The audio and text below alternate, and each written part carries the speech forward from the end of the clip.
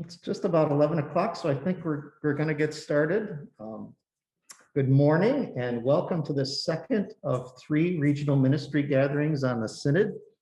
I'm Joe Tuwalski. I'm the Director of Communications for the Diocese of St. Cloud, and I'll be facilitating the conversation today with our presenters, Philip Shevlin and Dr. Barbara Sutton. Philip is a member of the Diocesan Synod team, and he's the Director of Campus Ministry at Christ Church Newman Center in St. Cloud, where we are today. And Dr. Sutton is the Director of the Thriving Congregations Initiative that involves the St. John's School of Theology and Seminary, the Diocese of St. Cloud, and the St. John's Abbey Center for Latino Ministry. So welcome. Our topic today is going to be our impact on the Synod. Why does it matter locally? And before we get started, just 2 things. If at any point during the conversation today you think of a question you want to ask Philip or Dr. Sutton or both, I'd invite you to put that in the Q&A section of the webinar. That would be probably at the bottom of your Zoom window. And we'll get to as many of those questions at the end that time permits. And second, just a recap. So 2 weeks ago, in our first regional ministry gathering on the Synod, we heard from Dr. Kristen Kohlberg from the St. John's School of Theology, and she talked about the Synod from a global perspective. And we learned that a Synod is really about journeying together as the people of God, and we learned that a Synod and a synodal process is a way of listening, a way of making decisions, and a way of discerning where the Holy Spirit is leading the church at this time in history. And synods and a synodal process is really rooted in the ancient history of the church, but it's really been emphasized more since the Second Vatican Council. And it involves bishops, but this time it is intentionally involving people at the grassroots. And that's a different approach from past synods. So I want to start maybe with you, Philip, asking this question. It's kind of the why question. Why is Pope Francis asking for this now? And why is it so important? Yes, well, thank you, Joe. And like you said, I think Dr. Kohlberg did an excellent job a couple of weeks ago just talking us through that. But very briefly, I think especially and we were talking about this before, but I think especially of a lot of the studies that have come out, especially recently, of just people in the pews. And, as we all know, just as more and more people feel disconnected, both just from institutions, but especially from our faith institution as well. I think back to a study that was done but here in Minnesota from St. Mary's Press. Some people watching might be familiar with the Going, Going, Gone study that came out about 5 or so years ago.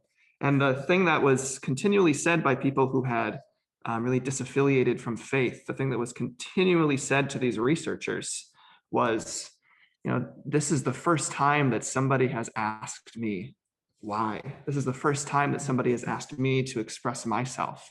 And just the healing and that ability to express themselves, just the power of that moment, was just so clear, even in these just, maybe there were a couple hundred conversations. And so I think what we're looking at and what Pope Francis, who is kind of joining us here today, I think that's in the frame. We're down in our student center here at the Newman Center. But I think, Pope Francis really gets that what's really important is for the voice of the church, being all of us, to just be heard, not necessarily to be heard and then every direction we'll go with, but to be heard and to be given that space. And I think especially as we think of what it means to be Eucharistic people, we think about what it means to come together on Sunday to break bread, to receive Eucharist together. We're saying, of course, yes to the host, and yes, I believe that is Christ. But then we're also saying that to each other,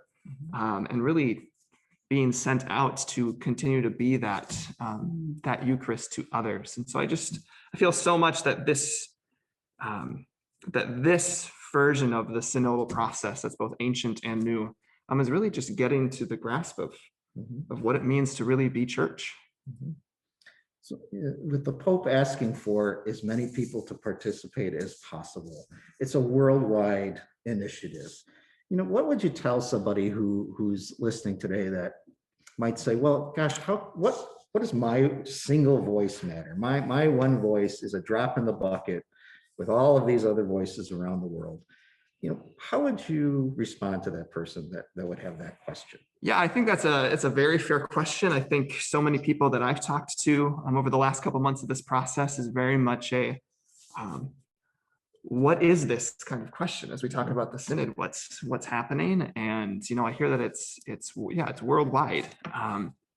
And I think yes, one of the exciting things about the synod is that here in the St. Cloud Diocese, everything that we talk about, everything that we collect is going to be put into a synthesis that will be sent to the USCCB, to the United States Conference of Bishops, which will then be synthesized again and sent to Rome. So there is that international piece that I find very exciting, but also what we are doing as a diocese, I think is also equally important and really across the whole church. But here in St. Cloud, that it won't just be well, we wrote our report and we've sent it off, and good luck Rome with that. But really that is said within this diocese is going to be really used to inform how we the church here in St. Cloud. So I wouldn't think of it just as this is going off to the Vatican, though that's a big part of what's exciting about this.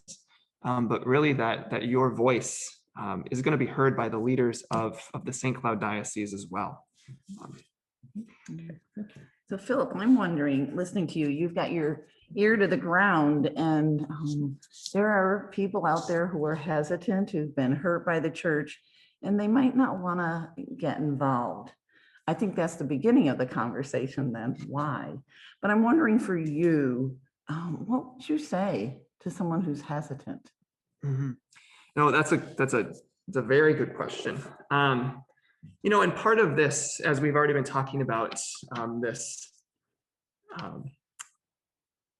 time for us to really maybe, accept what it means for us to be church. Well, of course, if we are church, right, and if human beings are what makes up the church, then there's always those opportunities, of course, for pain and for hurt, because each of us are flawed and broken people that can hurt and continue to hurt others. And so of course, that pain that people have experienced, involved in the churches is very real. And I think that hesitation again makes sense. But then I also think about, what Christ calls us to do.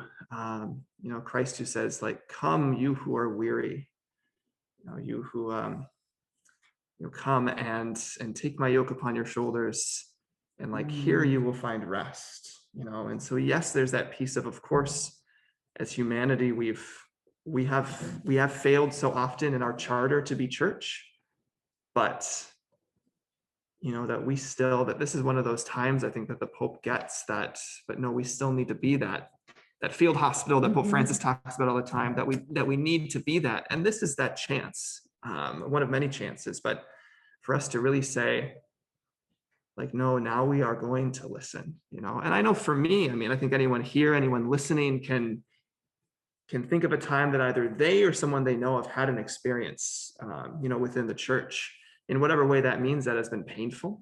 But I would think that anyone here, most people listening here, and those of us at the table here, are still here, and that there is something, whatever that is, that keeps us here and invested in believing that this is really the church.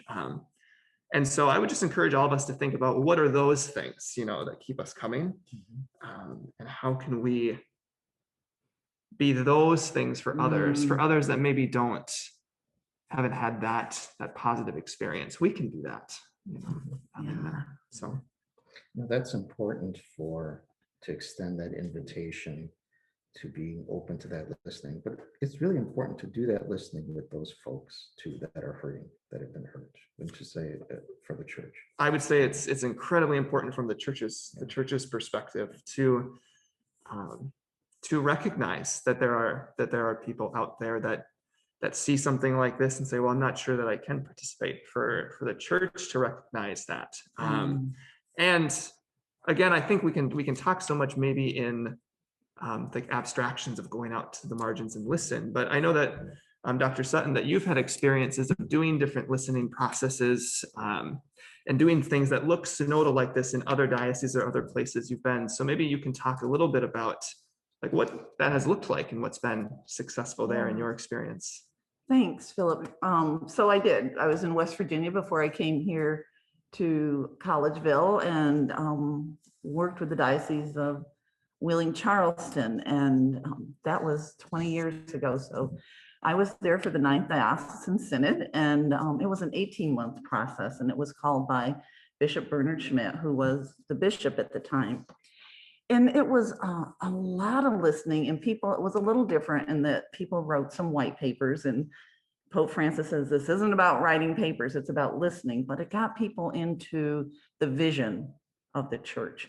So I think what Francis is trying to do is to help us learn how to listen to one another. But what happened in West Virginia was very exciting, and we reorganized the diocese from our listening. And so people, West Virginia was the whole state for the diocese. So that's 5 hours south and 5 hours east. So people never felt close to diocesan offices. So we decentralized, and we had 7 vicariates, and we put a pastoral service liaison and Catholic charities liaison in each vicariate so that they would have someone there with the competencies of pastoral leadership to help. We went through more training with our pastoral council, so they weren't rubber stampers, and they really did planning and kind of listened to the Spirit, read the community and what their needs were. We did 2 pastoral plans specifically for people with mental health and people with disabilities to really make that a state effort. And then different vicariates wrote their own plans.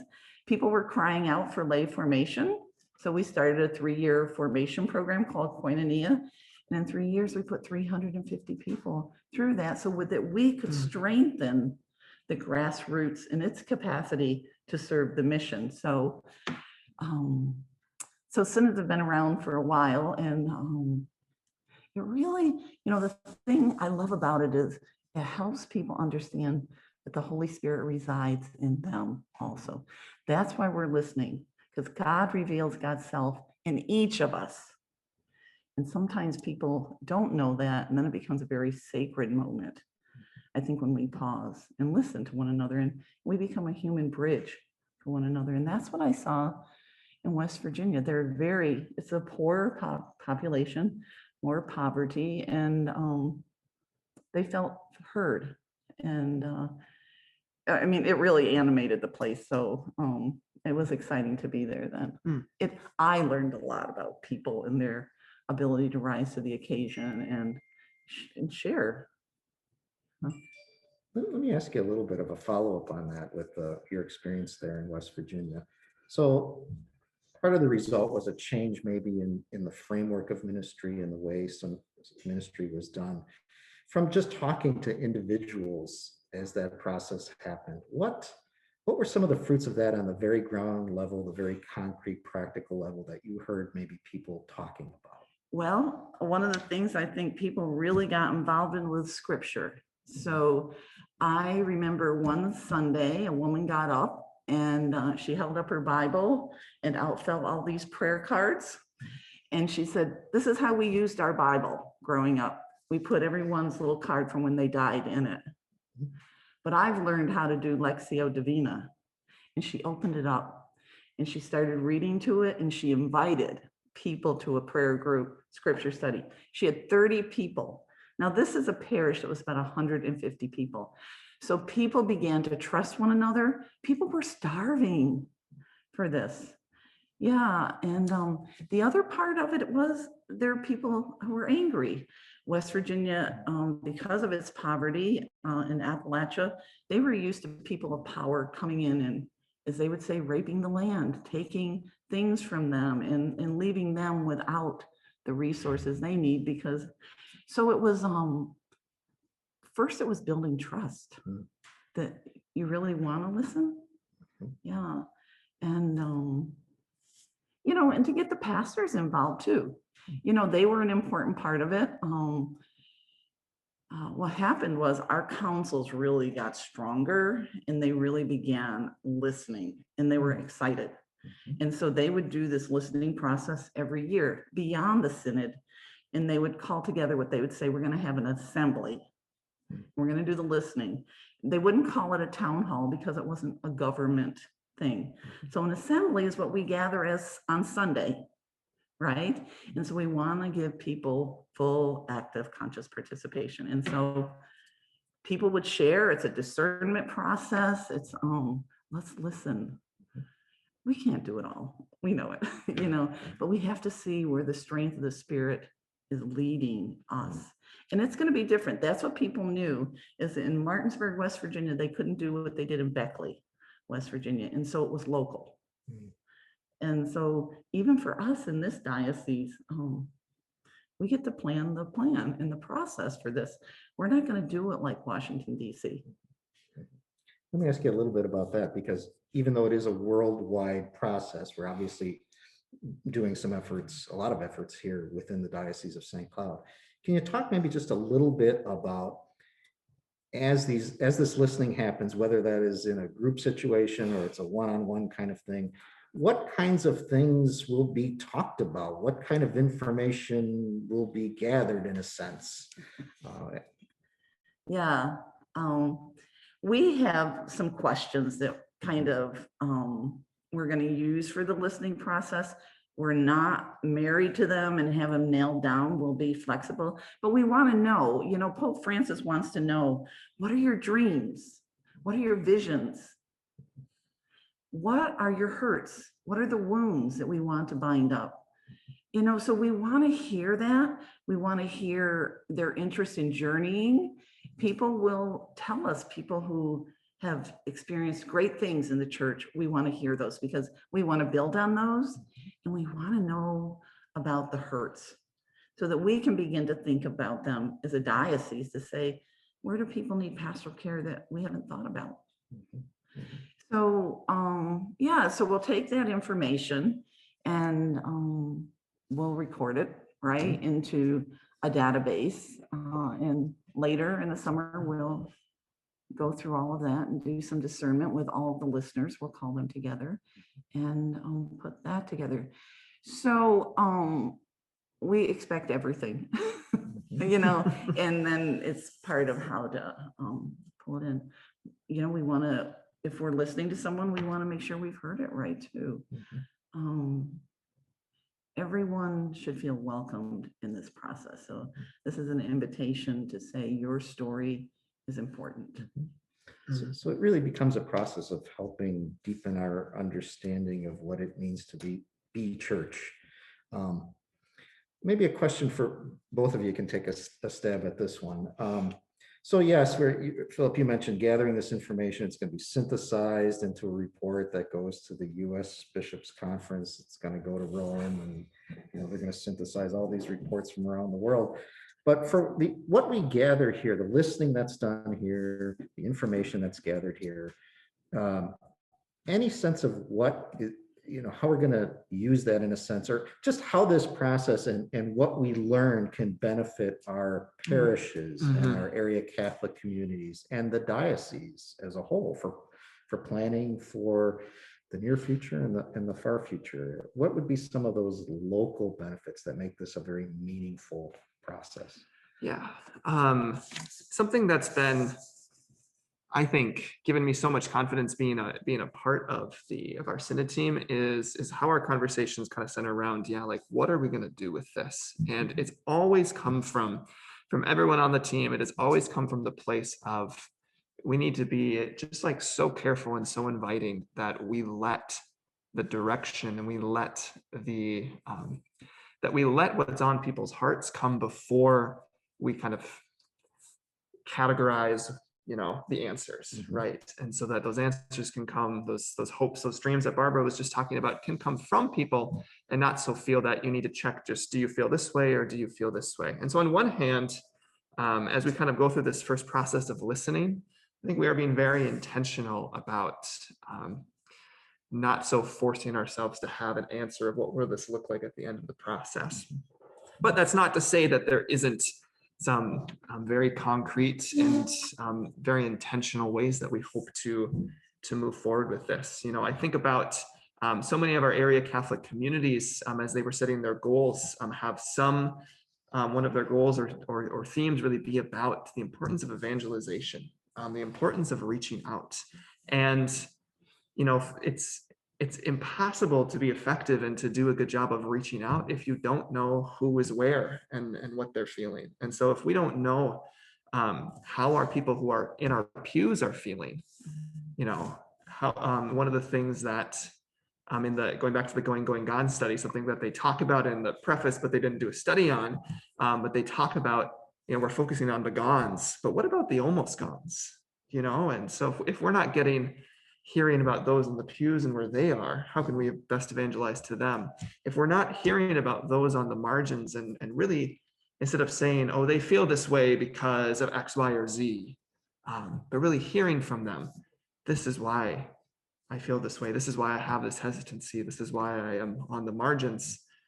We'll never know, like, what do we need to do as church to best reach them. So I think it has just amazing and really exciting potential for how we as a diocese can structure just evangelization efforts going well into the future, especially with our ACCs. And I think what Barbara talked about before, with how this has been done in other places, just shows the power of what can be implemented once you really take that breath. I think, as Kristen talked about 2 weeks ago, before we say, oh, we need to fix this and we need to fix this, to go and just listen, just a step back. You know, one of the things that will happen is we'll be collecting what area Catholic community people are coming from. So that's just one of the identifiers. But in the end, we'll sort our data by area Catholic communities and be able to take this information and to give it back to the area Catholic community so they can see and hear what people are saying. And we're in a position in this diocese to also pair it with some good demographic information about the area Catholic community so they can begin to look outside of the walls of their church and see what the needs of the larger community are. So I think it's a ripe time to really begin to meet the needs of the people in a new way. I mean, our ACCs were formed to build, you know, to grow the mission in that area, and they have more resources now that they've come together, and they've been preparing for this. Yeah, and so even in June, Brenda Kresge and I are calling together ACC chairs to begin to talk about a process on how to use this information, how to listen, and how to begin to use it for planning. You know, the thing I think about listening is some people need courage. We all like to talk, but some people really need courage to be heard. And I think about my time in parish ministry, and after a meeting, walking out into the parking lot, people are talking, and we don't get the benefit from that because they don't have the courage to tell us. Or go to a pub on Friday night and people are gathered, right? Sometimes talking about the church, and how much more will benefit if people have the courage to say aloud those things they know to be true. So, and going off that, Barbara, I wonder if you can talk a little bit about how will the Synod process, like, concretely make efforts to engage those that, as you said, maybe don't have the courage, or maybe that the lines of communication maybe haven't been set up as well in the past to hear from. I think about maybe our Spanish speakers in the St. Cloud Diocese, or those that we would say are on the margins. I wonder if you can talk a little bit about how will we plan to engage them? That's a great question, and we're still struggling with that a little. And I think where we're landing is, okay, so first we want to listen to 12,000 people in this diocese. And we want people on the margins to be a part of this. So people in the parishes, people in organizations know who the marginalized are. So last time when we had Dr. Kohlberg on, someone wrote in about parish nursing. You know, will they get a hearing? And so we've talked to Bethany Tollefson, and she wants to create a group to listen to parish nurses. So she will come to training for a group process and she can run with it. And, you know, we have people in this diocese who go to the prison. You know, they are with people. They lead Bible studies and retreats. They can do listening. People can go to group homes. I think sometimes when we think about marginalized, we're thinking about those who were good Catholics and have left. And how are we going to get them back? This marginalized is very wide. You know, go to the homeless shelter, you know, take a walk in the park downtown and sit on one of those benches with someone and listen. So it's gonna, everyone has a story, right? And then how do we begin to learn the rituals of the marginalized that might not be what we do on Sunday? How do we learn from those rituals? And how do we learn, you know, some people aren't safe in a church. And that doesn't mean God is not present to them, but how do we help them create a community that's safe? And we have to go to them and say, we're part of the church. And, you know, so it's bigger. This is bigger than the institutional structure. And even, it's not the normal way we would think of the marginalized, but even those who may be registered in a parish, but really don't do much about, except come to Mass maybe infrequently. This is an opportunity to reach out to them and hear from them as well. I think we have time maybe for one more question before we get into asking our viewers if they have any questions. But you know, the third regional ministry gathering in a couple of weeks is going to talk more about some of the particulars of the how and the what the process is going to be and how that's going to look. But perhaps you can give us a little bit of a hint here, because I know there are some training sessions coming up for training listeners to do this, whether it's one-on-one or whether it's in a group setting. Could you maybe just briefly talk a little bit about what that looks like?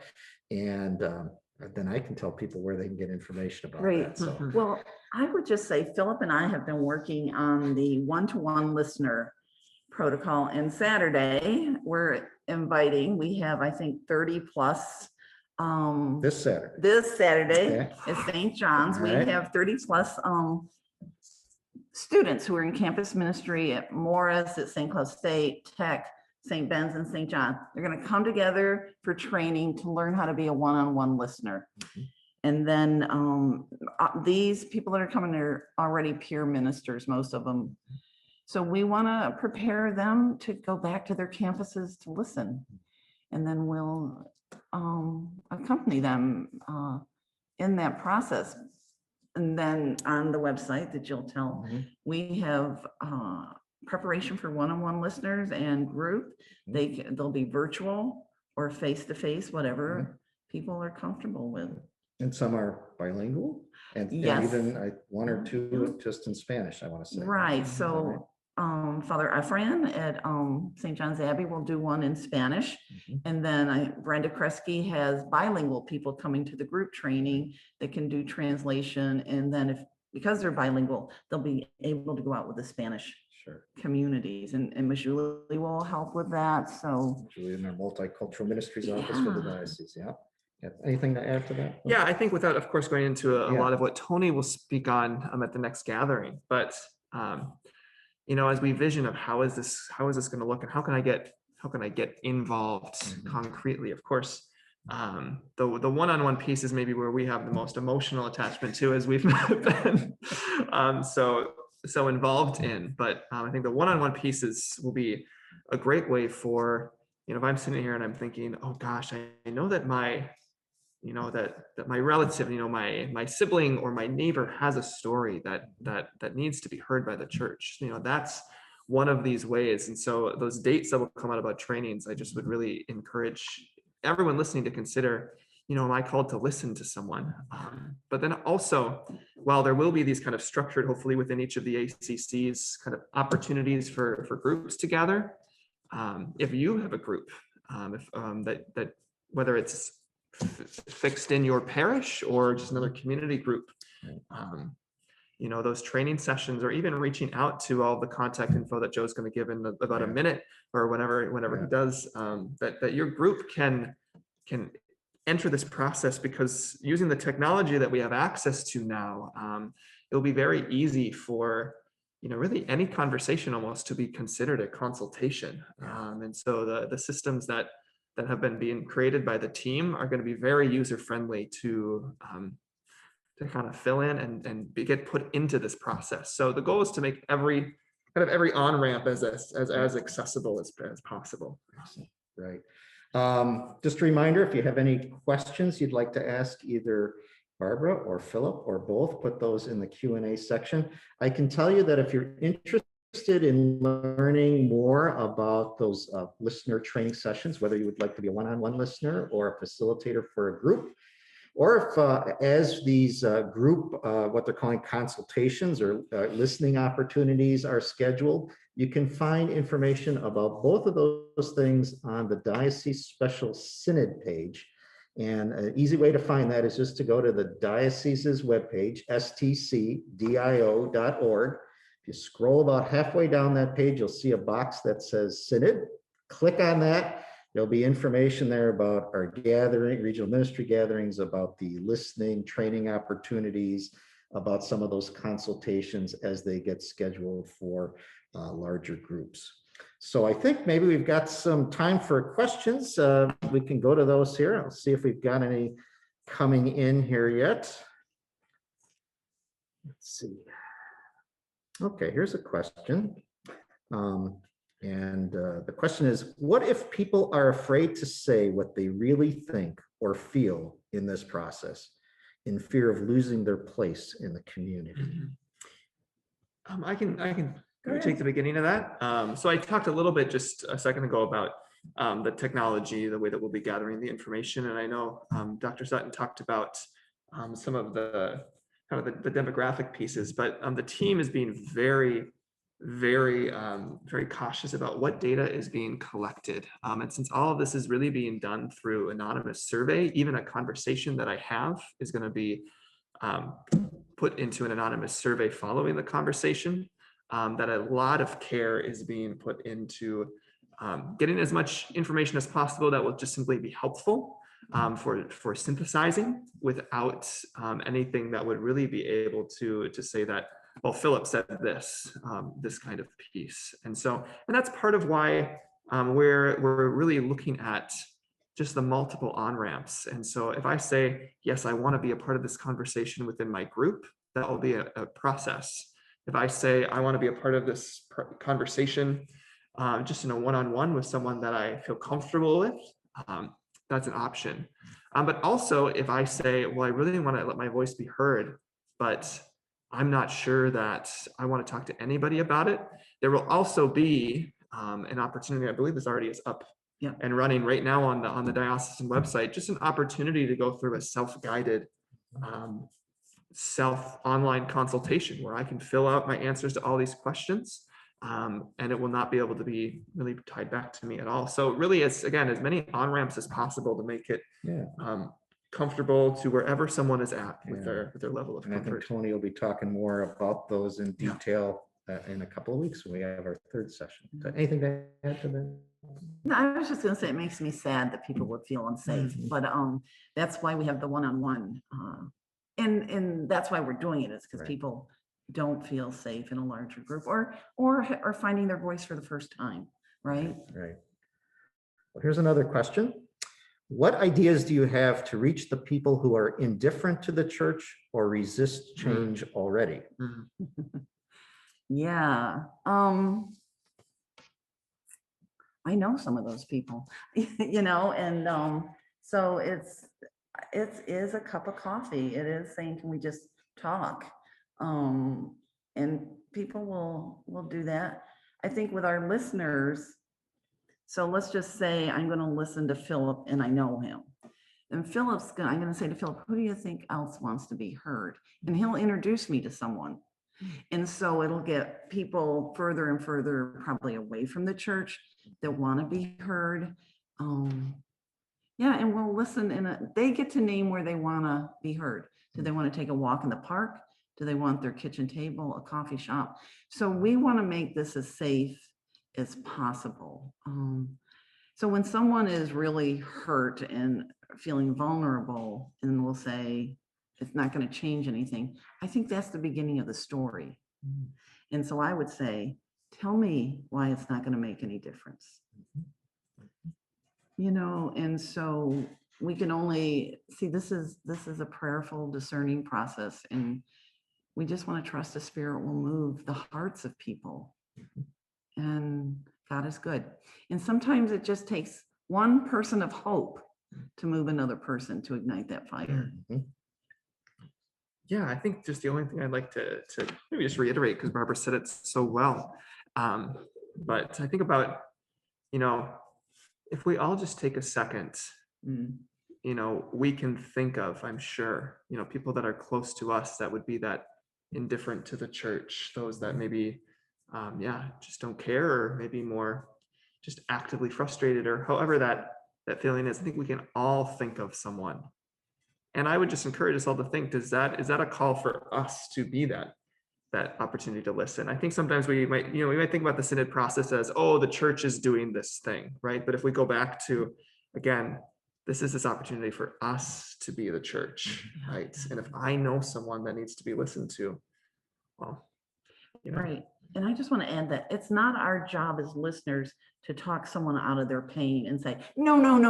Yeah. Okay, our job is to suspend judgment and simply hold space for that story. Thank you. We've got time for another question or two here. We've got one. Can you say more about the data collection? What is the process of how information will be shared from the session to the diocese to Rome? So we, the team, the Synod steering team, okay, first the data goes in a database on SurveyMonkey. No one is identified. We'll know areas that people come from. Then we'll gather the listeners and kind of talk about what we're hearing. And then we also have all this data to put together. It goes to the bishops' conference, who then does what they do with it. They have a plan. They'll be taking reports from other Yeah. dioceses across the United Yeah. States and trying to. Yeah, and you know, the thing is, there's no direction on how you put your report together from each diocese. Some people will do collages, some people will do words or videos. So we've been given that much freedom to express ourselves. Right. Yeah, without getting so much maybe into the data kind of weeds, that kind of excites me a little bit. But the tool that we're using that Dr. Sutton said, SurveyMonkey, is going to allow at least us here in the St. Cloud Diocese to have a lot of power to pull out keywords, to pull out similar phrases. And so as we go through that data, we'll really be able to, as we talk about the difference between maybe qualitative data and quantitative data, like numbers, versus qualitative, that is more experience or story. We'll really have the ability to take that qualitative data and make it quantitative by the power of the tools that we're using. So we really will be able to pull out that we heard this said this many dozens of times from people who, for example, maybe are from rural communities. We'll have that power to do that. And so that's the things that we'll be able to send off, to the USCCB.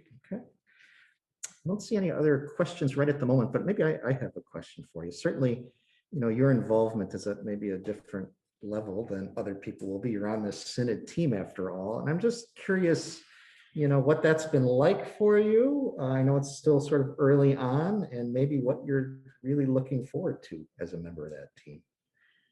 Well, I have a story to tell you about it. Philip and I. So Philip and I get together every Monday to work on this, and then we have the bigger team. And so it's hard. Synodality is hard. It's easier to do it yourself. And so one day we were talking about synodality, and Philip says, "Are we really going to do this synodality? Is this like for real?" And if you remember this, and I said, "Well, do you want to do it? It's hard." And so I said, "What do you have to give up to really be present to people and listen?" And part of it is learning that our busyness prevents us from listening. It's easier to get ahead of people and decide we know what they need, right? So this is for all of us to listen. It's not easy, and to really hear people. But for me, it's just like, even saying to the team, we have to move together, how do we make decisions? And so we have to practice. That's what I love about it. We have to practice. We're not there. We have to practice listening and synodality and co-responsibility. Yeah, I think just, speaking personally, just very briefly, just being a young person, a kind of a young lay minister in the church, it really was powerful for me just to receive the ask, to be a part of this. And it's honestly what's given me a lot of confidence in the rest of the team, right? That someone with the limited experience and all that me, but also but just like that we would ask a young person to be a part of this team and to shape what it would look like. And that just to me has given me a lot of confidence in what we're doing. Well, we're glad you said yes to the ask to be on the team. So thank you for that. I think we have time for one more quick question. We'll have to answer this one quickly before we do some wrap up things. The question is, how do we think our new bishop might be able to become part of the process? So Bishop Kettler is 2.5 years past retirement age, waiting to hear from Rome who his replacement will be. That probably will happen in the not too distant future while this process is still going on. So how would you integrate a new bishop into this process? I mean, that's a great question. Of course, it's something that we've definitely talked about as a team. I think as you say, not having that exact date when that will be when that will happen makes that challenging to kind of prep for that. But I think as we think about what does it really, mean to live out this synodality, I think what an opportunity it could be to also bring in, to do that at the same time as, that shift in leadership, right? As those perspectives might maybe not change, but as a new voice comes into just our diocese, right as we're trying to engage all the voices, I think that could be a very, very energizing process, We'll see how that goes. So I want to thank you two for joining us today. It's been very insightful. I think we learned a lot about the why we're doing this, and next time we'll hear a little bit more about the particulars of the how. So a couple of things before we just close out here. I just want to remind people that today's webinar has been recorded, and in a couple days it'll be uploaded to that same Synod page off the diocesan website. Remember, stcdio.org. Scroll down about halfway till you get the Synod box. Click on that. That's where you'll find it. Kristen Kohlberg's is there already. We're going to have those subtitled in Spanish as well. That might take a few more days, so just be patient with us there, but those will be there. And I guess I would just encourage you, of course, if you'd like to watch it again, that would be wonderful. I think it'd be great, though, if you could share it with some people that weren't able to be here today. And I think it'd be really great if you took that recording and were able to gather with folks in your parishes, in committees, or your ACC, whether you do that virtually or in person. Watch again the presentation and then talk among yourselves about some of the questions and the topics that came up here today and how that might impact you and what that might mean for you in your parishes or ACCs. So watch for those recordings. A reminder, we have the third and final regional ministry gathering on the Synod coming up in 2 weeks, Thursday, February 24th at 11 a.m. The topic will be Your Voice in the Synod. How can you make a difference? And it'll feature Tony Hudak, who's also a member of the Diocesan Synod team, and she's a pastoral associate for the Harvest of Hope Area Catholic Community. So don't miss that last piece. There'll be some real practical information in that one. So I think we'll just wrap up with our Synod prayer here today. Thank you again for being here. Thank you. I will offer this prayer. I think a slide will be coming up on your screens, and I just invite you to pray with me, whether you're at home or in your offices. But we'll end with this. So if we just take a moment to put ourselves in the presence of God. Father, Son, Spirit. We stand before you, Holy Spirit, as we gather together in your name. With you alone to guide us, make yourself at home in our hearts. Teach us the way we must go and how we are to pursue it. We are weak and sinful. Do not let us promote disorder. Do not let ignorance lead us down the wrong path, nor partiality influence our actions. Let us find in you our unity, so that we may journey together to eternal life and not stray from the way of truth and what is right. All this we ask of you, who are at work in every place and time, in the communion of the Father and the Son, forever and ever. Amen. Amen. Thank you again for joining us, and we hope to see you again in a couple of weeks for our last regional ministry gathering on the Synod. Have a great day, everybody. Thank you.